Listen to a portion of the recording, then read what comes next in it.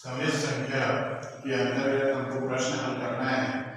वो प्रश्न इस प्रकार से दिया हुआ है, यदि एक धन आयोटा बटे एक ऋण आयोटा पूरे की घात m बराबर 1 हो तो m का न्यूनतम धनात्मक पूर्णांक मान ज्ञात कीजिए। तो इसको हल करते हैं और देखते हैं कि m का क्या मान हमको प्राप्त होता है।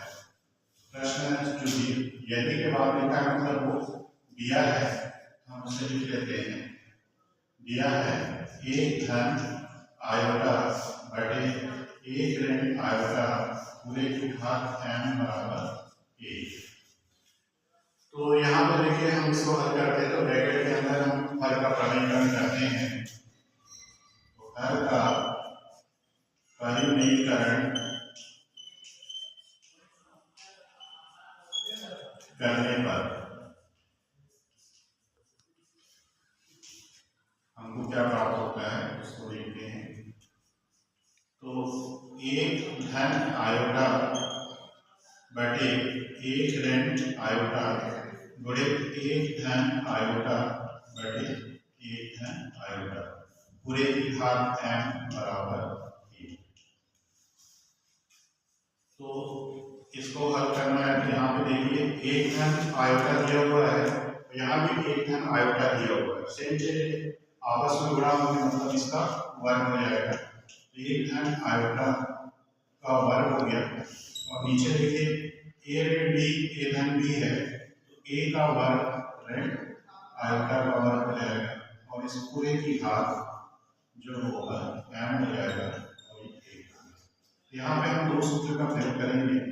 एक होगा ए धन बी की घात 2 बराबर ए की घात 2 धन बी की घात 2 धन 2 ए बी और दूसरा ए ऋण बी ए धन बी का गुणा करेंगे। ए की घात 2 ऋण बी की घात 2 है।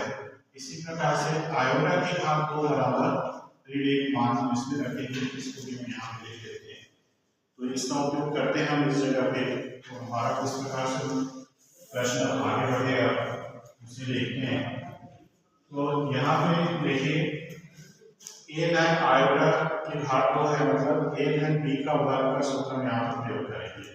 ये हो जाएगा एक का वर्ग धन आयोटा का वर्ग 2 1 और आयोटा बटे यहाँ पे देखिए आयोटा की घात 2 है उसकी जगह पे हम ऋण 1 रखेंगे और एक का वर्ग 1 हो गया, एक हो गया ऋण से और ऋण 1 और इस पूरे की घात जो है m है और इसके बराबर 1 है।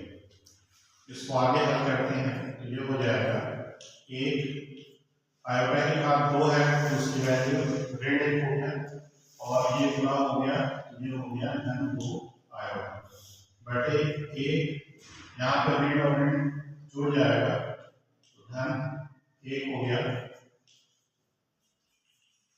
तो ये हमको मिल जाएगा एक से एक कट गया खत्म हो जाएगा 2 आयोटा बटे 2 और पूरे की घात m बराबर 1।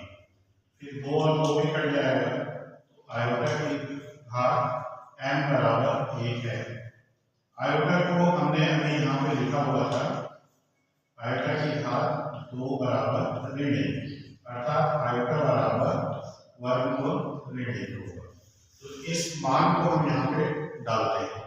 तो इस मान को यहाँ पे डालेंगे तो क्या हो जाएगा वर्गमूल ऋण 1 की घात m बराबर 1 और इस वर्गमूल को हटा देते हैं तो ये हो जाएगा ऋण 1 की घात 1 बटे 2 और पूरे की घात m बराबर 1। इस तरह से आता है। तो ये इस तरह से आया है कि अगर हमारे पास a वर्गमूल में है तो हम इसे a की घात 1 बटे 2 लिख सकते हैं। उसी तरीके से जब यहाँ पे देखिए 1 बटे 2 घात है और उसकी पूरे की घात m है तो ये घात आपस में गुणा हो जाएगा तो वो इस सूत्र के कारण होगा a की घात m पूरे की घात m बराबर a की घात m गुणे m। इस सूत्र का उपयोग करते हुए हम इसे लिखेंगे, ये हो जाएगा ऋण 1 की घात m बटे 2 बराबर 1।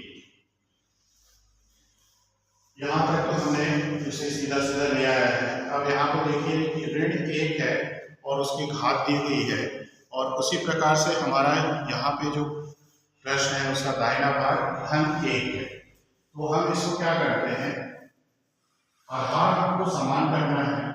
तो हम जानते हैं कि ऋण 1 की घात अगर हम 2 लिखेंगे तो क्या हो जाएगा, वो 1 के बराबर हो जाएगा। तो ये न्यूनतम भाग ही होगा, जो ऋण 1 के ऊपर लगेगा तो वो क्या होगा, 1 के बराबर होगा। तो इसी का हम उपयोग करेंगे, न्यूनतम का ही इसे उपयोग करेंगे क्योंकि यहाँ पे हम आधार बराबर करना चाहते हैं। तो इसलिए ये प्रश्न आगे बढ़ेगा।